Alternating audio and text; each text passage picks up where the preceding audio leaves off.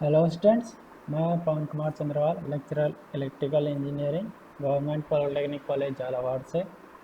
आज आपको जो ट्रांसफार्मर करंट ट्रांसफार्मर अपना सिटी उसका जो पार्ट सेकंड है उसके बारे में पढ़ेंगे। इससे पहले वाले सेशन में अपन ने जो अपना करंट ट्रांसफार्मर था उसका पार्ट फर्स्ट पढ़ा था, जिसके अंदर अपन ने आपका जो करंट ट्रांसफार्मर वो क्या काम करता है और उसका जो इक्विवेलेंट सर्किट है, साथ ही साथ उसका जो फेजर डायग्राम है वो अपन ने देखा। साथ ही अपन ने जो करंट ट्रांसफार्मर का जो फेज एंगल है और जो ट्रांसफार्मर रेशियो है वो भी निकाला था, और साथ ही जो रेशियो एरर है और जो फेज एंगल एरर है उसके बारे में भी अपन ने इसमें जो फर्स्ट पार्ट था उसमें पढ़ा था। उसके आगे का जो अपन सेकंड पार्ट में पढ़ेंगे। तो अपना आज का टॉपिक है करंट ट्रांसफार्मर पार्ट टू। ठीक है, तो पार्ट टू के अंदर अपन सबसे पहले देखते हैं कि कैरेक्टरिस्टिक्स ऑफ करंट ट्रांसफार्मर, मतलब जो करंट ट्रांसफार्मर है उसकी क्या क्या विशेषताएं हैं। तो विशेषताएं को अगर अपन देखें तो अपन इसमें ये देखेंगे कि आपका जो करंट ट्रांसफार्मर है उसका बिहेवियर किन किन फैक्टर्स पर डिपेंड करता है और किस प्रकार उसका बिहेवियर उन फैक्टर्स के अकॉर्डिंग चेंज होता है। ठीक है, तो सबसे पहले अपन बात करें effect of change in power factor of secondary burden.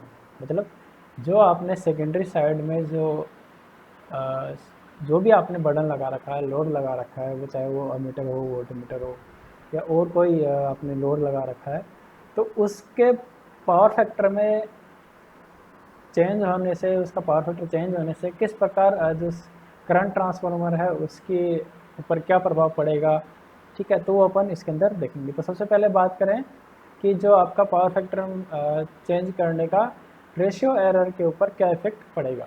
ठीक है, तो जब ना करंट ट्रांसफार्मर है उसके फेजर डायग्राम से हम कह सकते हैं कि सभी इंडिविजुअल बर्डन के लिए सेकेंडरी वाइंडिंग करंट, जो कि आपका क्या है आई एस है, वो जो सेकेंडरी इंड्यूस्ड वोल्टेज है ई एस, उससे हमेशा लेग करता है। ठीक है, क्योंकि आपके जितने भी ज़्यादा जो लोड होते हैं वो क्या होते हैं, अपने इंडक्टिव होते हैं नेचर में, इसलिए जो आपका सेकेंडरी वाइंडिंग करंट है आई एस, वो जो आपका secondary induce voltage E S है उससे हमेशा लेग करेगा। ठीक है, तो आपका जो सेकेंडरी वाइंडिंग करंट है वो ई एस से लेग करेगा, तो जो आपका इन दोनों के बीच का जो एंगल है डेल्टा, वो भी क्या आएगा, पॉजिटिव आएगा। डेल्टा अगर आपका पॉजिटिव आएगा तो अपन अगर रेशियो एरर के फॉर्मूले से देखें तो आपका जो एक्चुअल ट्रांसफार्मर रेशियो है वो हमेशा नॉमिनल रेशियो से आपका क्या आएगा, ज़्यादा आएगा। ठीक है, तो एक्चुअल जो आपका ट्रांसफार्मर रेशियो है आर, कैपिटल आर, तो सॉरी, तो वो क्या है आपका हमेशा जो नॉमिनल रेशियो है उससे ज़्यादा आएगा, टर्न रेशियो से ज़्यादा आएगा। तो क्या होगा, अगर अपन रेशियो एरर के फॉर्मूले से देखें तो आपका क्या था रेशियो एरर का formula, percentage ratio error is equal to K N minus R upon R multiply by 100। मतलब यहाँ पर जो आपका एक्चुअल ट्रांसफार्मर रेशियो है कैपिटल आर, वो क्या है आपका ग्रेटर देन क्या है, टर्न रेशियो या नॉमिनल टर्न रेशियो से। ठीक है, तो जो आपकी रेशियो एरर आएगी वो क्या आएगी, इस केस में नेगेटिव आएगी। ठीक है, अब अगर अपन इसी प्रकार जो सेकेंडरी बर्डन है उसको अगर अपन कैपेसिटिव मान के चलें, मतलब हाईली कैपेसिटिव है, तो जो अब इस केस में क्या होगा, आपका जो सेकेंडरी वाइंडिंग करंट है आई एस, वो क्या करेगा, आपका जो सेकेंडरी इंड्यूस वोल्टेज है ई एस, उससे लीड करेगा, लीडिंग में जाएगा। ठीक है, तो लीडिंग में जाएगा तो अब आपका जो इन दोनों के बीच का एंगल होगा वो अपन क्या लेंगे, नेगेटिव लेंगे। और ये एंगल अपन नेगेटिव लेंगे तो क्या होगा, अपना जो एक्चुअल ट्रांसफार्मर रेशियो है वो क्या होगा आपका, कम हो जाएगा। ठीक है, साथ ही साथ जो आपका फेज एंगल डिफरेंस है डेल्टा, वो भी क्या आएगा, जो आपका फेज एंगल है डिफरेंस वो डेल्टा क्या आएगा आपका, नेगेटिव आएगा। इस स्थिति में आपका जो टर्न रेशियो है वो क्या होगा, ओ सॉरी, एक्चुअल जो ट्रांसफॉर्मेशन रेशियो है कैपिटल आर, वो टर्न रेशियो से कम हो जाएगा। और अब इस केस में जो आपकी रेशियो एरर आएगी वो क्या आएगी, पॉजिटिव आएगी। क्यों, क्योंकि आपका जो कैपिटल आर है वो के एन से क्या है, लेस देन है, कम है, इसलिए जो आपकी एरर अब इस केस में क्या आएगी, पॉजिटिव आएगी। इसके बाद अगर अपन जो पावर फैक्टर का इफेक्ट अगर फेज एंगल के एरर पे देखें तो अपन कह सकते हैं कि यदि आपका डेल्टा का मान कम है, मतलब यदि आपका जो सेकेंडरी करंट और जो आपका सेकेंडरी इंड्यूस्ड वोल्टेज ES है, दोनों के बीच का जो एंगल डेल्टा है, अगर उसका मान बहुत कम है तो आपका जो फेज एंगल एरर क्या होगी, पॉजिटिव होगी। बट अगर यही डेल्टा एंगल अगर आपका बढ़ता जाए तो एक निश्चित वैल्यू के बाद, एक डेफिनेट वैल्यू के बाद, अब आपके जो फेज एंगल एरर है वो क्या हो जाएगी, नेगेटिव हो जाएगी। ठीक है, क्यों? क्योंकि अगर अपन फॉर्मूले से देखें तो आप वहाँ से क्या देखेंगे कि आपका जो कोस डेल्टा है उसका मान अगर डेल्टा बढ़ने के साथ क्या होगा, कम होता जाएगा। इसलिए जो साइन डेल्टा है उसकी वैल्यू डेल्टा के साथ बढ़ती जाती है। जैसे जैसे डेल्टा बढ़ेगा साइन डेल्टा की वैल्यू बढ़ती जाएगी। तो जो आपके नेगेटिव वाली जो टर्म है अगर अपन बात करें तो ठीक है, तो यहाँ से अगर अपन देखें कि अपना फेज एंगल एरर क्या आ रही है, IM cos delta minus IC sine delta upon NIS। ठीक है, यदि अपना जो कोस डेल्टा है अगर डेल्टा कम है तो क्या होगा, कोस डेल्टा ग्रेटर देन होगा साइन डेल्टा से। लेकिन यदि अगर कोस डेल्टा एक पर्टिकुलर वैल्यू के बाद अगर बढ़ता है तब फिर क्या हो जाएगा, आपका जो कोस डेल्टा वो लेस देन क्या हो जाएगा, साइन डेल्टा। और इस केस में जो आपके फेज एंगल एरर है वो क्या आएगी, नेगेटिव आएगी। तो यही केस अपन अभी देख रहे थे। तो इस केस में अपन ने क्या देखा कि एक निश्चित कम पावर फैक्टर मान के लिए फेज एंगल एरर पॉजिटिव होगी, लेकिन उसके बाद यह नेगेटिव होगी और उस स्थिति में आपका जो डेल्टा है वो 90 डिग्री के अप्रोक्स होगा। ठीक है, इसके बाद अपन जो इनका वेरिएशन है, फेज एंगल एरर जो रेशियो एरर है उसका पावर फैक्टर के साथ कैसे वेरिएशन हो रहा है, वो अगर अपन एक कर्व में देखें तो इस प्रकार होगा। जो आपको फर्स्ट कर्व दिख रहा है वो रेशियो एरर वर्सेस जो आपका पावर फैक्टर में चेंज है उसके अकॉर्डिंग है। जो अपन यहाँ पर देख रहे हैं कि जो अपना लेगिंग पावर फैक्टर है उसके लिए जो आपकी रेशियो एरर वो क्या है, नेगेटिव है। और जैसे जैसे अपन लीडिंग पावर फैक्टर की ओर जाते जाएंगे, हाईली कैपेसिटिव लोड की तरफ जाएंगे, जो बर्डन है आपका सेकेंडरी का, तो आपकी जो रेशियो एरर है वो क्या हो गई, पॉजिटिव हो गई। इसी प्रकार अगर अपन देखें अपना जो पावर फैक्टर है उसका मान अगर आप क्या देखें, अगर अपना मान पावर फैक्टर का मान बढ़ता जा रहा है तो एक पर्टिकुलर लिमिट के बाद आपका जो रेशियो फेज एंगल है वो क्या हो गई, नेगेटिव हो जाएगी। ठीक है, तो ये था आपका पावर फैक्टर के साथ कि पावर फैक्टर में जैसे जैसे अपन चेंज करेंगे, पावर फैक्टर को वेरी करेंगे, तो उसके अकॉर्डिंग रेशियो एरर और फेज एंगल एरर पर क्या प्रभाव पड़ेगा।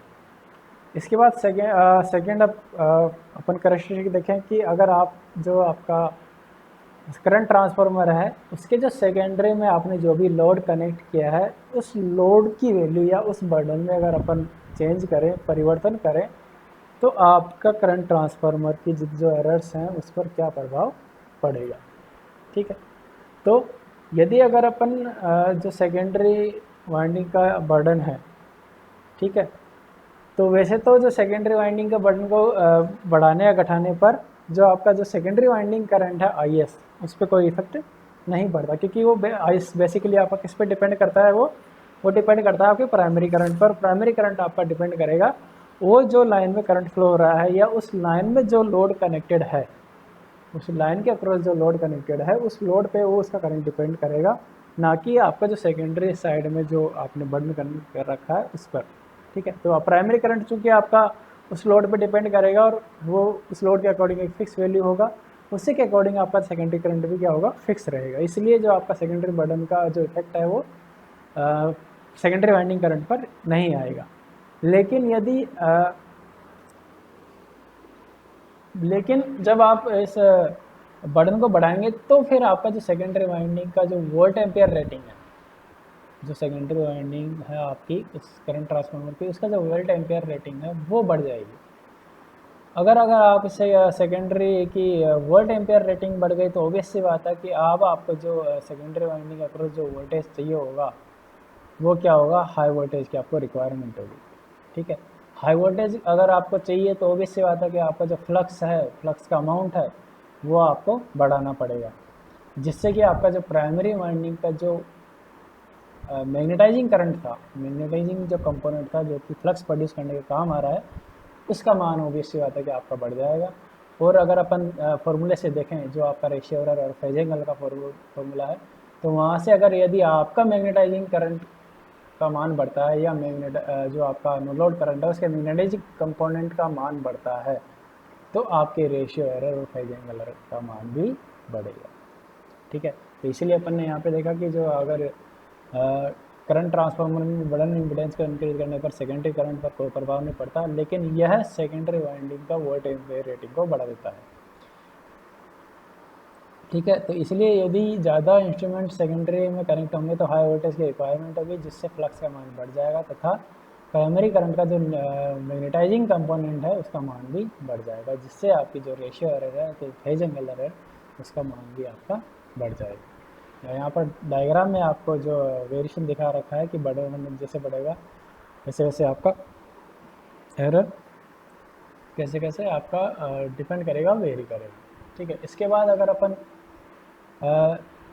इफेक्ट देखें किसका, प्राइमरी करंट का। यदि अगर प्राइमरी करंट आपकी चेंज होती है तो उसका क्या इफेक्ट आएगा आपके ट्रांसफार्मर की जो करंट ट्रांसफार्मर के एरर्स पर। ठीक है, या उसका बिहेवियर किस प्रकार चेंज होगा।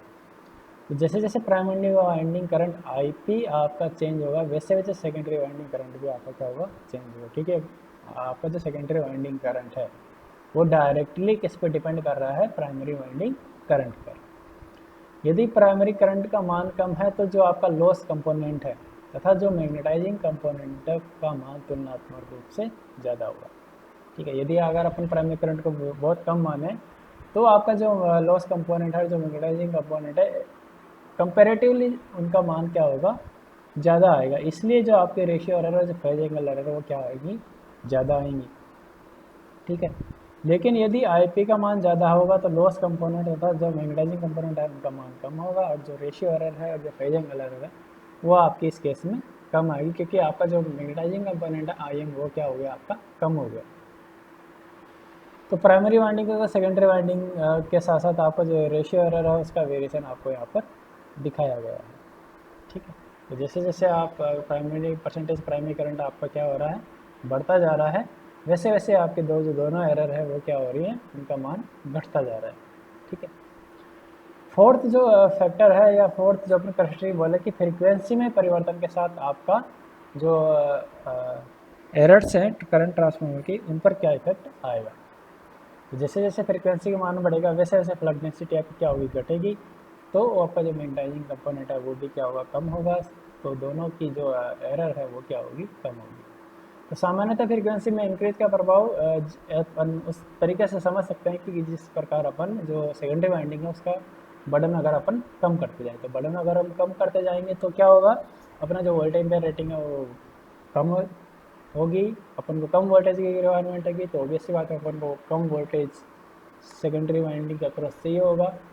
तो उस कम वोल्टेज के लिए फ्लक्स की रिक्वायरमेंट भी क्या होगी, और उस फ्लक्स को प्रोड्यूस करने के लिए जो आपका मैग्नेटाइजिंग कंपोनेंट है वो आई वो भी क्या होगा, कम होगा। इसलिए जो आपकी रेशियो और जो फेज एंगल एरर है वो भी क्या आएगी, कम आएगी। ठीक है, तो इसको जो फ्रिक्वेंसी में वेरिएशन के प्रभाव को अपन इस तरीके से देख सकते हैं कि अपन जो बर्डन को अगर लोड कम करने पर जो इफेक्ट पड़ेगा वो सेम इफेक्ट आपका फ्रिक्वेंसी को बढ़ाने पर भी यहाँ पर पड़ेगा।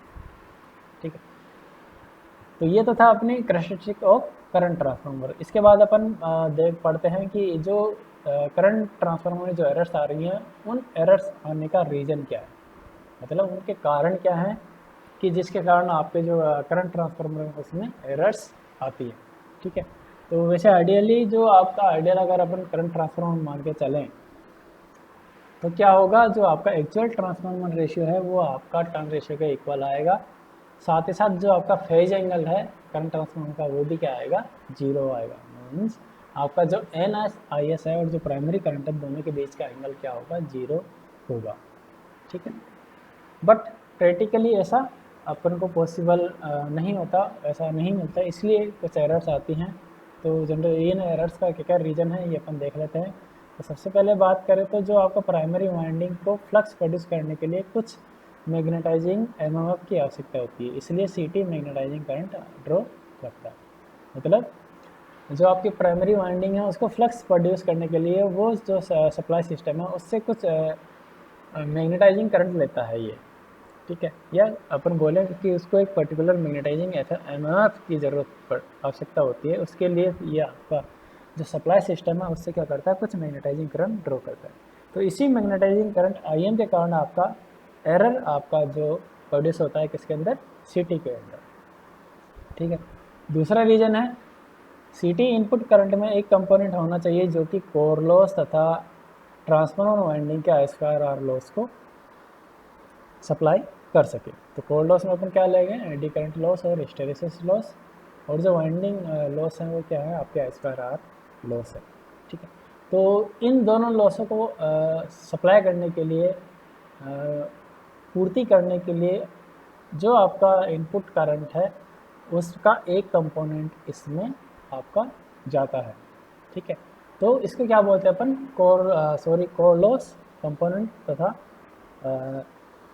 I2R loss component. ठीक है, तो जो नो लोड करंट होता है उसको अपन जनरली ये इन दोनों लॉसेस को क्या करता है, सप्लाई करता है। तो जो आपका नो लोड कंपोनेंट है प्राइमरी करंट का, वो आपका जो ये दोनों प्रकार के लॉसेज हैं, जो कोर लॉस है जो एडी करंट और हिस्टेरेसिस लॉस था, साथ ही साथ I2R लॉस जो कि आपका वाइंडिंग लॉसेस को रिप्रेजेंट कर रहा है, उसको सप्लाई करता है। तो इस जो नो लोड कंपोनेंट के कारण भी आपका एरर क्या आता है, सीटी के अंदर आता है।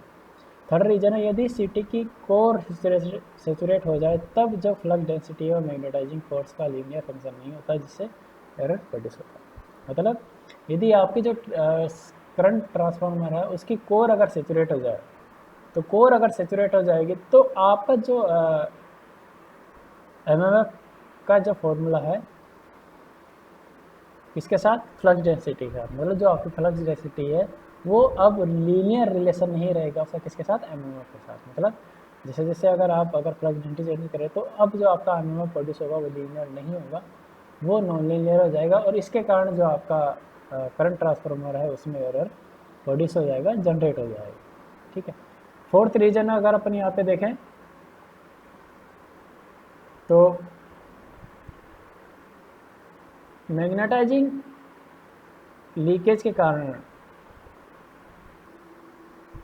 तो फोर्थ रीजन अपन देख रहे थे कि जो अपना मैग्नेटाइजिंग लीकेज के कारण जो आपका प्राइमरी फ्लक्स लिंकेज है वो सेकेंडरी वाइंडिंग के फ्लक्स लिंकेज के समान नहीं होता। मतलब जो आपका कोर है, जो कोर है करंट ट्रांसफार्मर की, उसमें जो आपका उसके अंदर कोर के अंदर जो आपकी प्राइमरी और जो सेकेंडरी वाइंडिंग है, तो जो आपका प्राइमरी वाइंडिंग का जो फ्लक्स है वो पूरा का पूरा आपका लिंक नहीं करता सेकेंडरी वाइंडिंग से। इसी प्रकार जो सेकेंडरी वाइंडिंग में जो फ्लक्स जनरेट हो रहा है, इंड्यूस हो रहा है, वो आपका जो प्राइमरी वाइंडिंग है उससे लिंक नहीं करता। मतलब जो कुछ परसेंटेज ऑफ फ्लक्स आपका क्या है वो एयर में डिसिपेट हो जाता है, या अपन उसको कह सकते हैं कि वो क्या है, आपका लीकेज फ्लक्स है। ठीक है, तो उस लीकेज फ्लक्स के कारण क्या होगा, आपका जो सेकेंडरी वाइंडिंग और जो प्राइमरी वाइंडिंग का जो फ्लक्स लिंकेज है वो इक्वल नहीं होगा, जिससे कि आपका क्या है, एरर प्रोड्यूस आपकी करंट ट्रांसफार्मर के अंदर हो जाती है। ठीक है, तो ये जनरली अपने पास 4 रीजन थे कि जिनके कारण आपका जो एरर है करंट ट्रांसफार्मर में वो प्रोड्यूस हो सकता है। अब यहाँ पर अपन ने देखी रही है कि एरर के कोजेज या उनके रीजन क्या हो सकते हैं। अब अगर अपन बात करें तो इन रीजन्स को या इन एरर्स को अपन किस प्रकार कम कर सकते हैं। ठीक है, तो सबसे पहले अपन बात करें कोर की, जो आपकी करंट ट्रांसफार्मर है उसके बाद कोर की बात करें, तो जो करंट ट्रांसफार्मर की कोर है वो क्या होनी चाहिए, आपको इसका जो लीकेज या जो उसका रिटेंस है और जो उसमें कोर लॉस हो रहे हैं वो क्या होने चाहिए, कम होनी चाहिए, जिससे आपका जो कोर लॉस कंपोनेंट है वो क्या हो, कम आए, साथ ही साथ जो आपका मैग्नेटाइजिंग कंपोनेंट है वो भी क्या हो, मैग्नेटाइजिंग रिएक्टेंस है वो भी क्या है, आपका कम आए। ठीक है, तो सीटी में एरर्स को कम करने के लिए आईएम तथा लॉस कंपोनेंट का मान कम होना चाहिए, अतः जो आपकी कोर का रिएक्टेंस तथा कोर लॉस कम होना चाहिए। इसके लिए जो कोर मटेरियल है उसकी परमेबिलिटी क्या होनी चाहिए, हाई होनी चाहिए, शॉर्ट मैग्नेटिक पाथ होना चाहिए, जिससे कि आपका लीकेज रिएक्टेंस कम हो सके, साथ ही साथ आपका जो लीकेज फ्लक्स आपका हो रहा है वो लीकेज फ्लक्स भी कम क्या हो, कम हो। लार्ज क्रॉस सेक्शन होना चाहिए, जिसके कारण भी आपका जो लीकेज फ्लक्स कम हो जाएगा, फ्लक्स डेंसिटी कम होनी चाहिए, तो ऑब्वियसली बात है आपका जो मैग्नेटाइजिंग कंपोनेंट है वो क्या हो जाएगा, कम हो जाएगा। ठीक है, तो इस पर्पज़ के लिए जो अपन मटेरियल यूज़ करते हैं सीटी की कोर को बनाने में, तो उनको अपन मटेरियल को क्या है 3 भागों में बांटा है। फर्स्ट है अपना hot rolled silicon steel, second है अपना cold rolled grain oriented silicon steel, और थर्ड है निकल आयरन अलॉय। मतलब इन तीनों मटेरियल में से किसी एक मटेरियल का उसकी एप्लीकेशन के अकॉर्डिंग चूज करके अपन उसकी क्या करेंगे, कोर बनाएंगे। तो अपना जो लॉस कंपोनेंट है और जो आपका मैग्नेटाइजिंग कंपोनेंट है उसके कारण जो एरर आ रही है वो क्या हो जाएगी, कम हो जाएगी। ठीक, इसके बाद प्राइमरी वाइंडिंग करंट रेटिंग। ठीक है, तो एक्साइटेशन एमएफ तथा प्राइमरी वाइंडिंग एमएफ का जो रेशियो है वो क्या होना चाहिए, कम होना चाहिए। सामान्यतः ये स्थिति तब प्राप्त होती है जब total primary flux rated current पर 500 एम्पियर टर्न हो, मतलब जो एमएफ की वैल्यू है आपके 580 हो। इसलिए जो अगर अपन करंट ट्रांसफार्मर 500 एम्पियर रेटिंग का चूज़ करें तो इस प्रकार के जो करंट ट्रांसफार्मर है उसमें आपकी जो प्राइमरी वाइंडिंग में कितने टर्न होने चाहिए, सिंगल टर्न होने चाहिए। क्यों? क्योंकि अगर आपका रेटेड करंट क्या है आपका 500 एम्पियर है, तो आपको जो नंबर ऑफ टर्न या जो 580 के लिए जो एमएमएफ के लिए जो टर्न जितने टर्न्स की रिक्वायरमेंट होगी कितनी होगी, 1 होगी। इसलिए सिंगल टर्न प्राइमरी वाइंडिंग वाला जो करंट ट्रांसफार्मर आप यहाँ पर यूज़ करेंगे।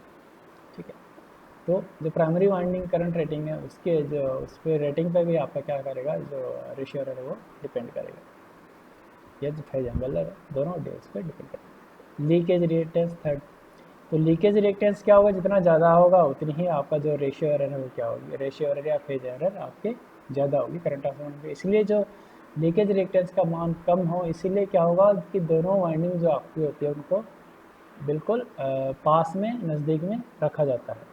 ठीक है, तो जितना ज़्यादा नज़दीक रखेंगे उतना ही अपना जो लीकेज फ्लक्स होगा कम होगा, और जो प्राइमरी और सेकेंडरी वाइंडिंग में जो फ्लक्स लिंकेज हो रहा है उसका मान ऑलमोस्ट लगभग समान आपका आएगा, और जो आपकी रेशियो एरर है तथा फेज एंगल एरर है वो क्या हो जाएगी, कम हो जाएगी।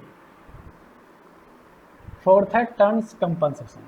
ठीक है, तो अगर अपन जो ट्रांसफार्मर रेशियो का फॉर्मूला देखें तो आर इसका तो आपका क्या है, अप्रोक्सीमेट फॉर्मूला है ये आपका, तो n plus I C upon I S. तो यहाँ से अगर यदि अपन देखें तो जो नॉमिनल रेशियो को टर्न रेशियो के इक्वल कर दें, यदि हम नॉमिनल रेशियो को टर्न रेशियो को इक्वल कर दें तो actual transformer ratio nominal ratio से ज़्यादा होगा, क्योंकि n plus I C upon I S है इसीलिए। अब यदि नॉमिनल रेशियो को समान रखते हुए अपन टर्न रेशियो को कम कर दें, टर्न रेशियो मतलब आप जो का जो स्मॉल n है उसकी वैल्यू अगर अपन कम कर दें तो एक्चुअल ट्रांसफार्मर रेशियो भी क्या हो जाएगा, कम हो जाएगा। क्योंकि एक्चुअल ट्रांसफार्मर रेशियो किसके बराबर है, R plus N plus I C upon I S. चूँकि अपन ने एन कम कर दिया तो ऑब्वियसली बात है आपका जो कैपिटल आर है वो भी क्या हो जाएगा, कम हो जाएगा, जिससे एक्चुअल ट्रांसफार्मर रेशियो लगभग नॉमिनल रेशियो के बराबर हो जाएगा। अब इसको अपन ने जो देखा उसको अपन एक एग्जांपल के थ्रू देख लेते हैं कि माना कि अपने पास एक 100 डिवाइडेड बाई 5 एम्पियर का क्या है आपका एक करंट ट्रांसफार्मर है, जिसका लॉस कंपोनेंट आपको क्या दे रखा है, 0.6% ऑफ प्राइमरी वाइंडिंग करंट। तो यहाँ से अगर अपन नॉमिनल रेशियो निकाले तो क्या आ जाएगा, 1000/5 तो ये कितना आ गया, 200 आ गया।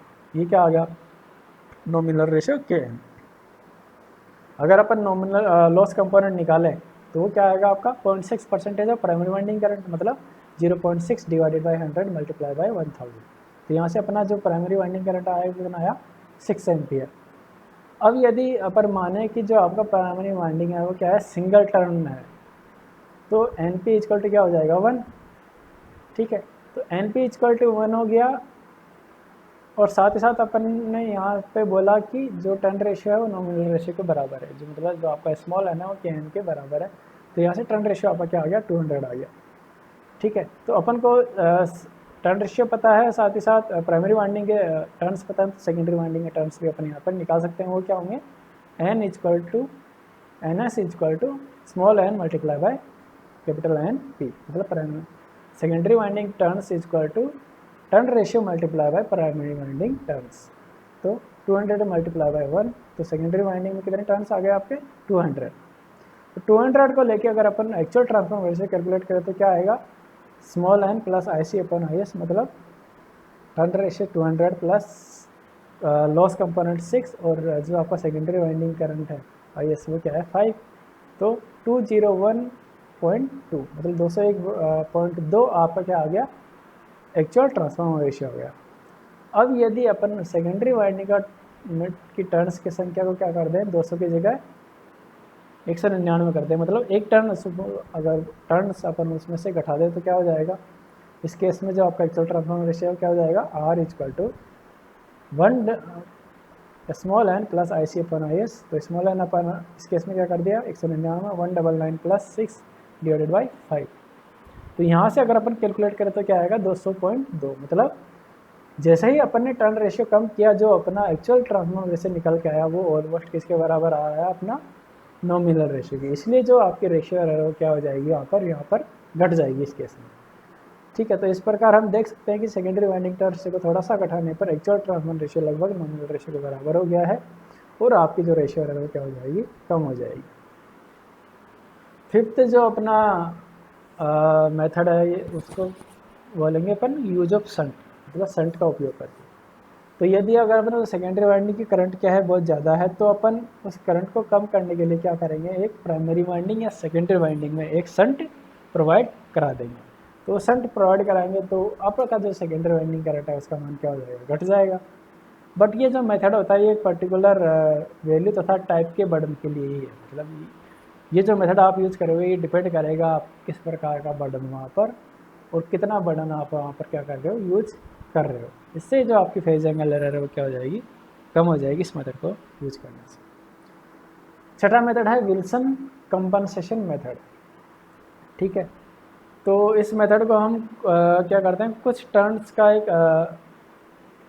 वायर लेते हैं जिसको अपन ऑक्सिलरी सेकेंडरी टर्न्स कहते हैं, को जो अपनी कोर है उसको होल में इसको क्या करा जाता है, पास कराया जाता है, उस होल में के थ्रू इसको लपेटा जाता है और इसको कनेक्ट किया जाता है सीरीज में आपके किसके, सेकेंडरी वाइंडिंग के। मतलब सेकेंडरी वाइंडिंग के सीरीज में आप एक ऑक्सिलरी सेकेंडरी टर्न्स यहाँ पर क्या करते हैं, प्रोवाइड कराते हो आपको जो कोर है उसके होल्स के थ्रू।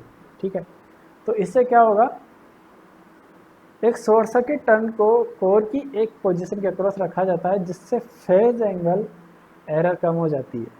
ठीक है, तो मतलब एक शॉर्ट सर्किट पाथ उस होल के अक्रॉस अपन यहाँ पे क्या करें, प्रोवाइड करा देंगे, तो जिससे क्या होगा आपकी जो फेज एंगल एरर क्या हो जाएगी, कम हो जाएगी।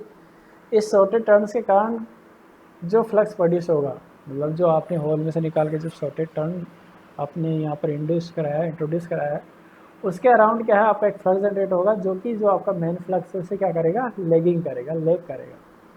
ठीक है, तो इस लेगिंग फ्लक्स के कारण आपका क्या होगा कि आपका जो सेकेंडरी वाइंडिंग जो आपका प्राइमरी करंट है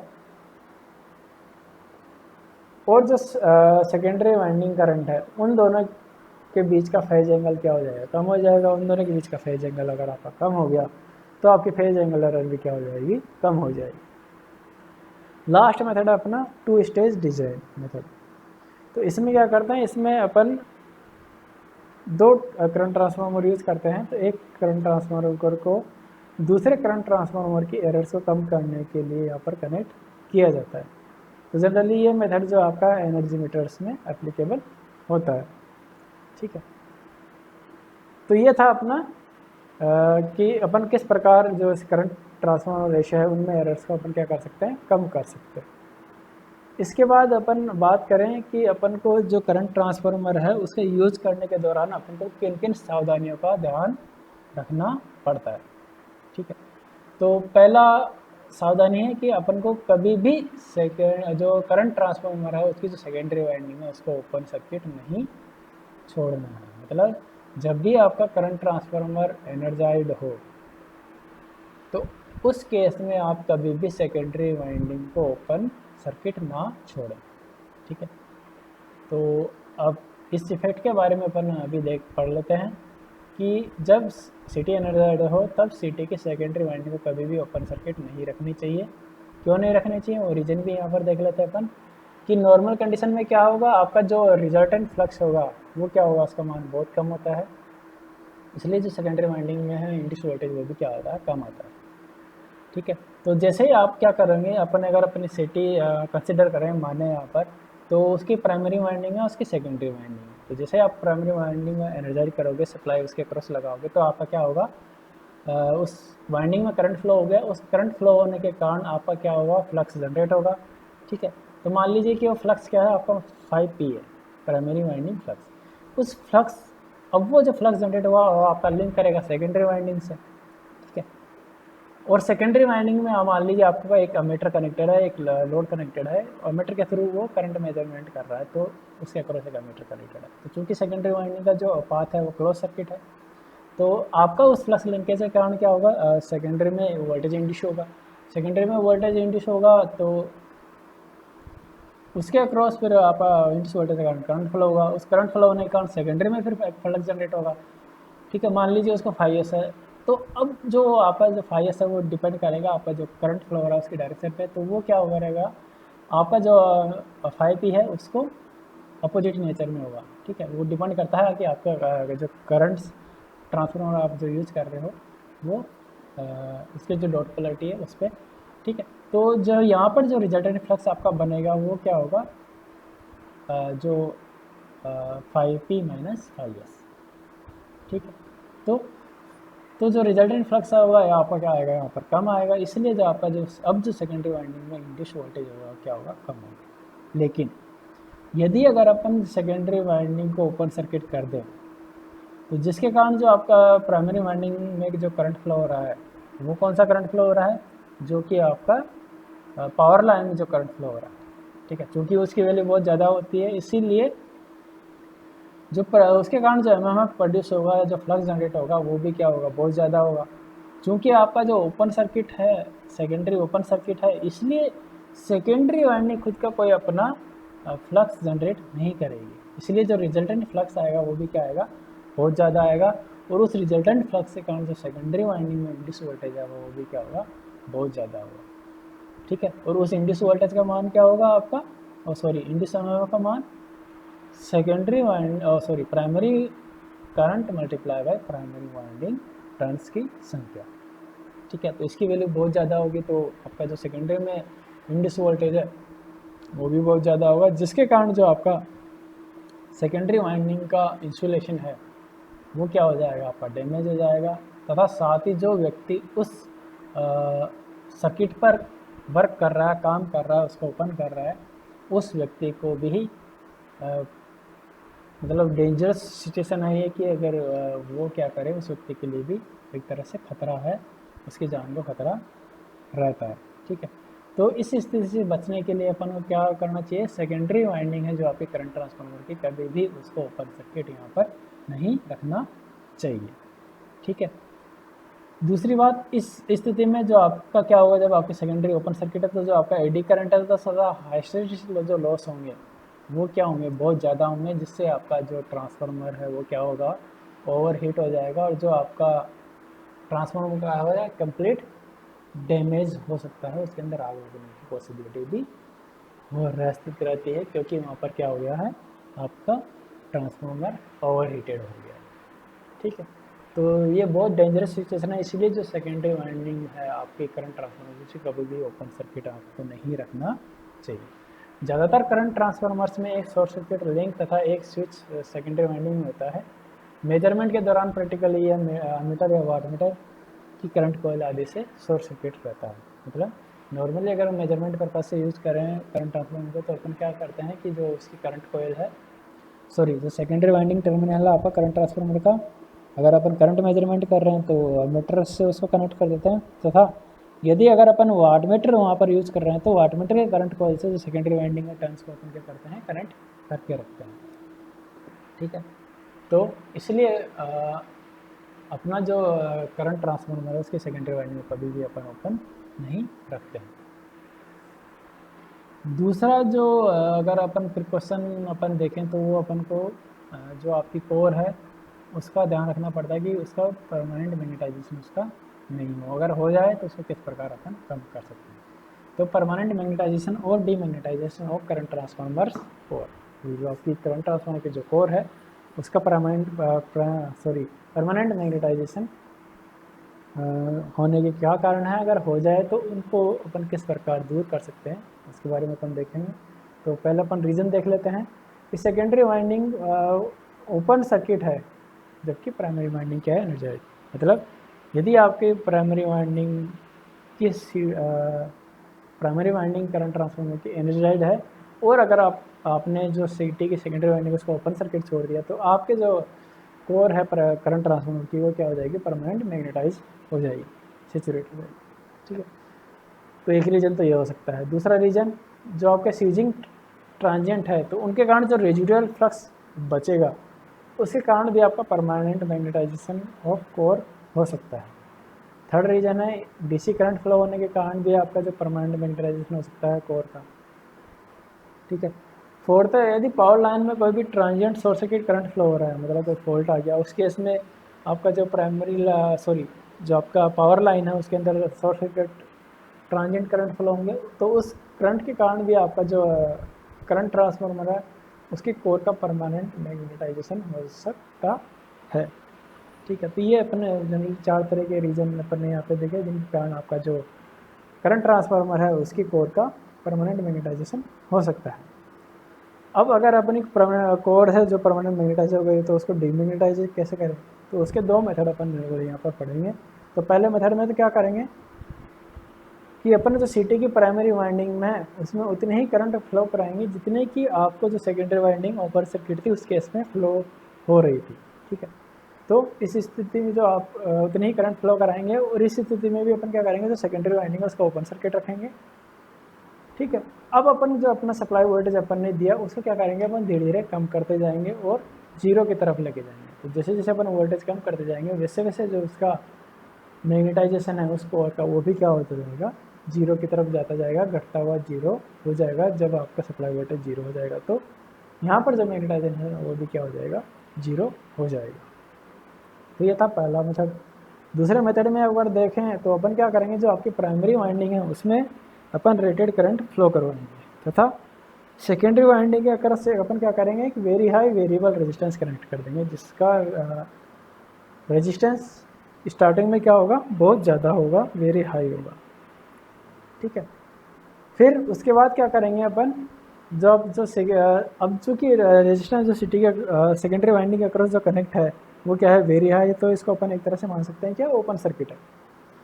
ठीक है, अब अपन क्या करेंगे, उस जो वेरिएबल रेजिस्टेंस है उसकी वैल्यू अपन क्या करेंगे, धीरे धीरे घटाते हुए जीरो तक लाएंगे। तो जैसे अपन धीरे धीरे घटाते हुए जीरो तक लाएंगे, तो जो आपका मैग्नेटाइजेशन है कोर का, वो भी क्या होगा, हाई वैल्यू से घटता हुआ एक नॉमिनल वैल्यू तक आपका वो क्या आ जाएगा, एक नॉर्मल वैल्यू तक वो आ जाएगा।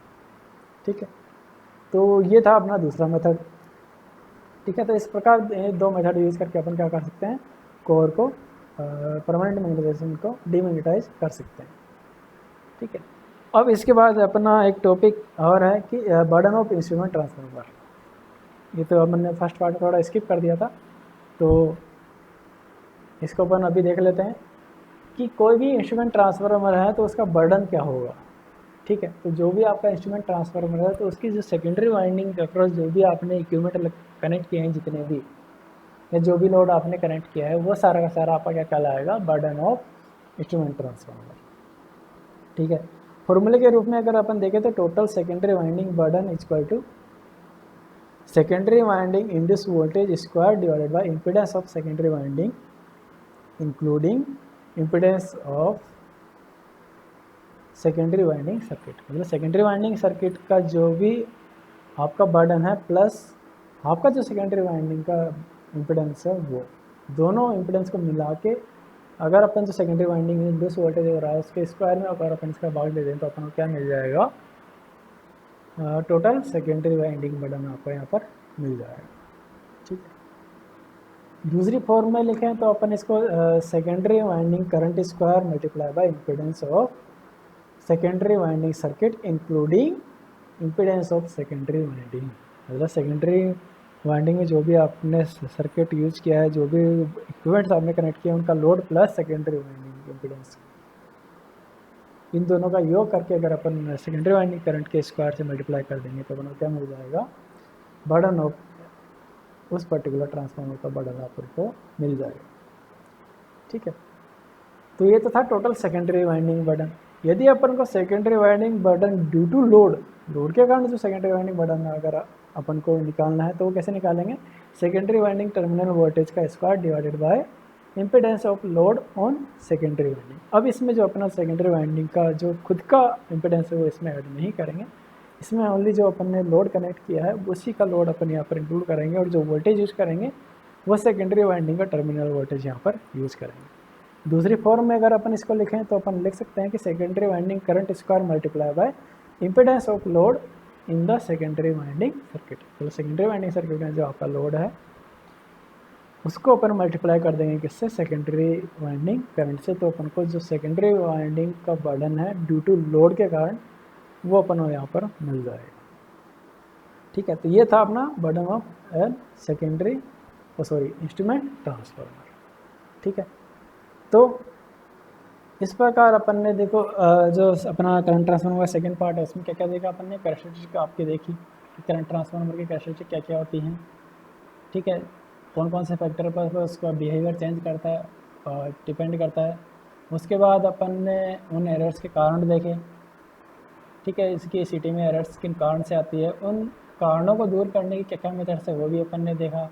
उसके बाद फिर अपन ने देखा कि क्या क्या प्रिकॉशन अपन को करंट ट्रांसफार्मर में लेने चाहिए। प्रिकॉशन के बाद फिर अपन ने देखा कि एक इंस्ट्रूमेंट ट्रांसफार्मर का बर्डन क्या होता है। ठीक है, तो ये था अपना करंट ट्रांसफार्मर का पार्ट 2। तो यहाँ पर अपना जो करंट ट्रांसफार्मर वो कंप्लीट हो गया है। इसके बाद अपन पोटेंशियल ट्रांसफार्मर के बारे में पढ़ेंगे।